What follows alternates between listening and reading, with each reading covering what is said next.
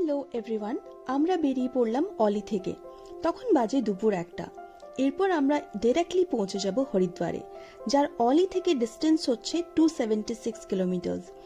আমরা অনেকটাই আসার পর ম্যাপে দেখলাম রাস্তার ওপরেই পড়ছে নরসিংহ দেবের মন্দির। আমরা একটু রুট বদল করে পৌঁছে গেলাম মন্দিরে। কি বিশাল ও কি সুন্দর এই মন্দির, আর পাহাড়ের মাঝে আছে বলে ভিউটাই আলাদা। এখানে মন্দিরের ভেতরে অবভিয়াসলি ক্যামেরা অ্যালাউড নয়, তাই আমরা চারপাশটা ঘুরে প্রণাম করে বেরিয়ে এলাম। দিয়ে সোজা ঢুকে পড়লাম লাঞ্চ করতে। লাঞ্চ সেরে আবারও গাড়ি এগিয়ে চলল।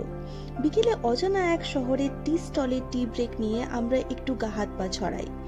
ধীরে ধীরে নেমে আসে সন্ধে। তখন প্রায় 100 কিলোমিটারের মতো বাকি হরিদ্বার পৌঁছতে। গাড়ির ফিউলের সাথে সাথে আমাদের এনার্জিও ডাউন, তাই ডিসাইড করলাম আমরা সেই রাতটা দেবপ্রয়াগে হল্ট করব। হোটেলে ঢুকে বসে ডিনার সেরে সোজা দিলাম ঘুম।